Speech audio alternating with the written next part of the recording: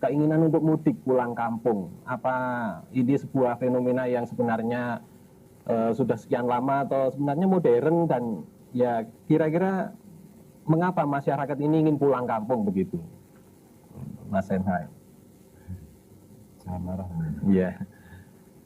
Tadi kan Mas, waktu kita bicara-bicara sebelumnya tadi sudah menyebut innalillahi wa inna ilaihi raji'un. Jadi itu ada satu mekanisme melingkar. Jadi dari Allah ke Allah itu perjalanan melingkar, tapi disebut kembali. Maju tapi kembali, ke depan tapi kembali. Jadi dari Jakarta ke Jakarta, dari Jogja ke Jogja itu tidak bisa lurus tapi harus muter, baru sampai ke Jogja lagi. Dan itu gambarnya innalillah. Jadi orang itu maju kemana saja, dia pada akhirnya akan sampai kembali ke tempat semula. Nah, sampai kembali ke tempat semula ini ada pada level rohani, ada pada level zat, ada pada level budaya, nanti ada pada level materi. Nah, orang mudik itu sebenarnya karena dia punya naluri untuk kembali ke asal-usulnya. Pertama mungkin yang paling kasar, kampung halaman. Yang kedua, sanak famili, yaitu nasab. Yang ketiga, nuansa budaya yang membesarkan dia waktu kecil. Itu dia ingin ketemu kembali. Seandainya tidak ada urbanisasi besar-besaran, sebenarnya mudik kan juga tidak ruwet. Ini yang bikin ruwet ini kan karena ada proses panjang di mana negara ini uangnya menggumpal di suatu daerah, ya dah, terutama di urbanisasi. Iya, terus kemudian dari seluruh wilayah ke Jakarta, karena uang di Jakarta sekitar 86% dari semua omset rupiah, maka semua pada ngejar Jakarta, sehingga ketika mudik menjadi masalah.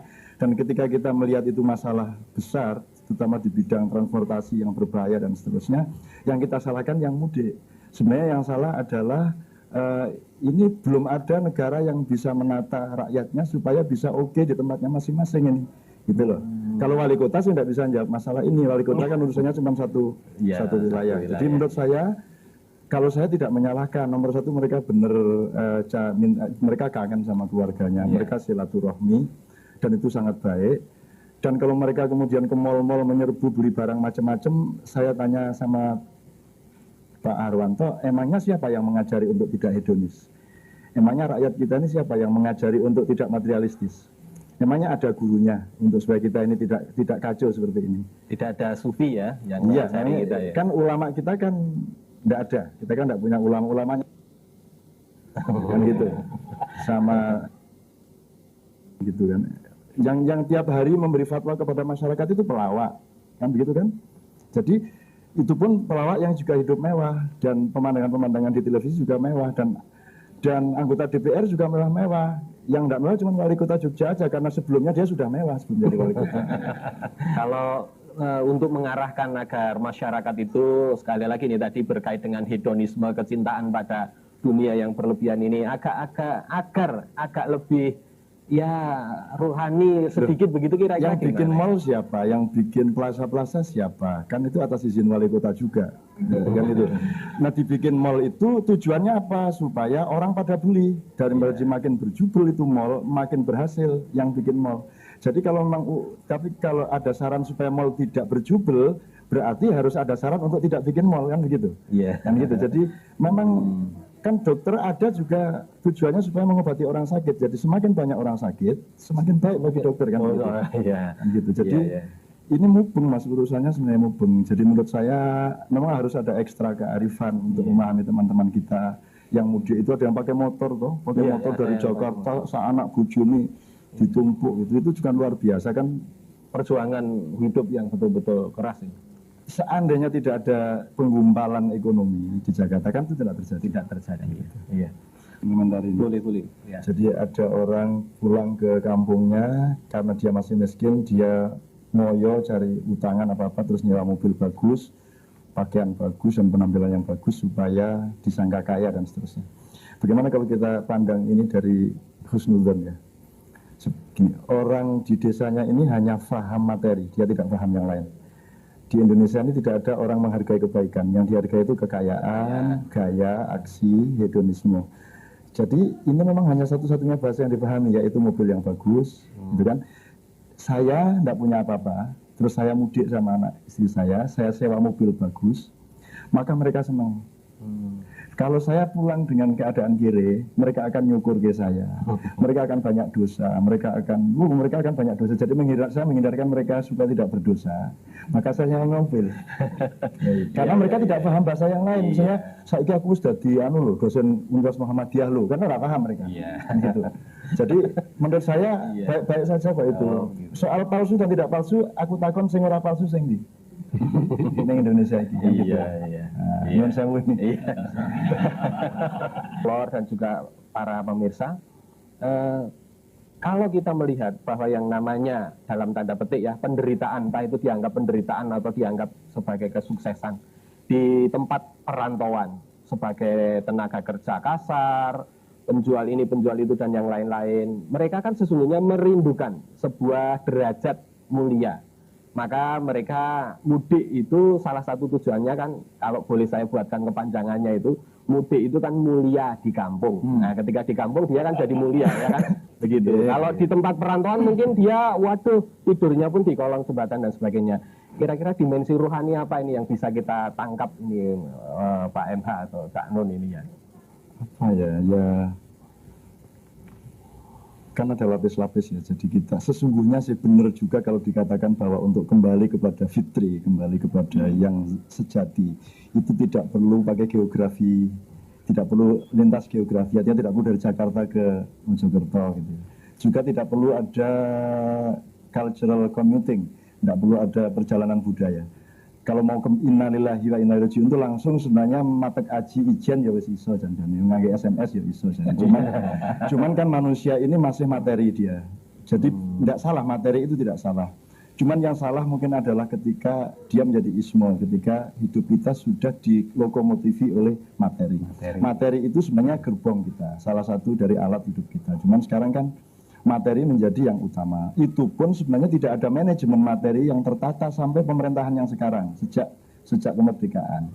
Itu membuat kita sekarang susah menghitung sebenarnya sosiopsikologi bangsa Indonesia itu bagaimana.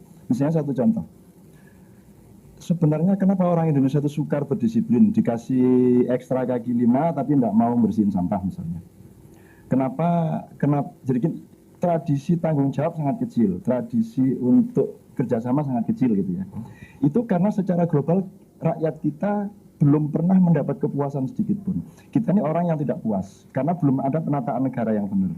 Mau kerja keras malas karena yang sana tidak kerja dia dapat banyak sekali untuk ketika setelah menandatangani proyeknya Pak Wali Kota. Gitu.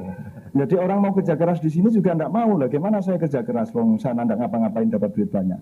Jadi terus nanti karena kita ini tidak ada penataan yang benar, tidak ada manajemen yang benar, maka akhirnya orang banyak nganggur. Banyak nganggur itu artinya tidak ada kesungguh-sungguhan untuk bersama-sama memajukan seluruh keadaan ini. Artinya, mohon maaf, akhirnya isinya apa? Isinya jadinya cemburu, dengki, iri, meratrimo, gitu ya, dan seterusnya. Saya kira Pak Sukarlan sangat benar ya. Jadi gini, jadi orang Jawa, orang Indonesia ini sebenarnya sangat istimewa di dunia dalam hal srawung, dalam hal paugeran, dalam hal silaturahmi kalau bahasa Islamnya. Jadi mudik itu sebenarnya salah satu bentuk silaturahmi, persambungan kasih sayang. Kasih sayang ini bisa macam-macam, tapi pokoknya ada persambungan terus-menerus, ada orang kumpul terus di mana-mana. Jadi komunalitasnya sangat tinggi. Di Arab Saudi Anda tidak kenal siapa-siapa, di sana tidak ada serawung, di sana orang tidak pernah di sana tidak boleh ada maulid Nabi, tidak boleh ada Isra Mi'raj, orang tidak pernah ngumpul pengajian, tidak pernah. Jadi mereka itu untuk bergaul berdua saja mereka sukar gitu. Nah gitu. Tentu saja tidak di Mesir, tidak di Yaman atau di Yordan gitu. Baik, kalau di Arab Saudi memang sedemikian rupa. Jadi memang kita sangat bersyukur, saya kira kiblat budaya Islam itu mestinya di Pulau Jawa, budayanya maksud saya. Masalahnya adalah kenapa mudik menjadi problem, karena infrastruktur ekonomi, infrastruktur transportasi dan peta pembangunan ini tidak kondusif untuk keperluan silaturahmi yang massal ini. Sebenarnya apa salahnya orang mudik itu sangat bagus. Cuman masalahnya kan memaksakan itu tidak boleh. Itu kan sama kalau itu kan soal misalnya kita bikin acara apa terus beli makanan banyak-banyak dipaksakan weweh-weweh ke sana kemari. Beli makanan menjamu tetangga, menjamu orang yang datang itu bagus. Yang tidak bagus adalah utang-utang memaksakan diri itu. Jadi menurut saya Pak Sukarlan sebenarnya mengingatkan kita tentang hebatnya silaturahmi di Indonesia, cuman ya enggak siap sebenarnya secara negara gitu. Mas Sofyan gini, kalau saya dan keluarga saya, ibu saya, ayah saya, saudara-saudara saya dan nukleus keluarga saya itu sudah seperti itu. Kita tidak menunggu Idul Fitri untuk bermaaf-maafan. Kita tidak menunggu Lebaran untuk mudik. Jadi saya sering pulang ke Jombang. Semua saudara saya sering pulang ke Jombang dan ketemu ibu, sungkem kepada ibu itu anytime. Juga tidak perlu menunggu Ramadan untuk berpuasa. Juga tidak perlu menunggu upacara-upacara ritual agama untuk menemukan hakikat-hakikat dari yang ditawarkan oleh ritus-ritus itu. Jadi Ramadan sepanjang tahun, Idul Fitri setiap hari, dan halal bihalal setiap saat, kira-kira begitu. Itu yang dalam keluarga saya. Tapi kalau saya jadi wali kota, saya tidak akan pernah berani mengambil polisi seperti yang dilakukan Mas Sofyan, karena ini menyangkut sejarah yang panjang. Yang namanya mudik, Idul Fitri dan Lebaran ini bukan hanya kebudayaan, ini sudah peradaban. Ini sudah ngakek nek coro galih asem ini sudah diakek wis angel digeraji. Karena secara teknis bagus. Dibagi dua, Idul Fitri dan Idul Adha.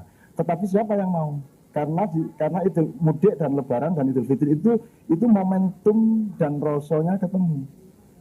Idul Adha mungkin momentumnya ada tapi rasonya tidak ada. Nah, raso ini dibangun pelan-pelan sejak sebelum Ramadan sampai Anda tahu urut-urutan dari minggu pertama itu Alhamdulillah, minggu kedua itu Astagfirullah, minggu ketiga itu Tasbih, minggu keempat itu Tahlil, kemudian minggu kelima Takbir dan seterusnya. Itu ada bangunan-bangunan yang memang di dalam Islam diinterpretasikan sebagai pembangun rasa orang berlebaran. Jadi nek gue diwalik gue kira-kira diobong gue kantor wali kota. Nek arep usul kayak ngono iki apik banget gue. Apalagi soal libur tadi, riyo-riyo ora libur wis gue mung dianggap PKI gue. Kira-kira gitu ya Mas.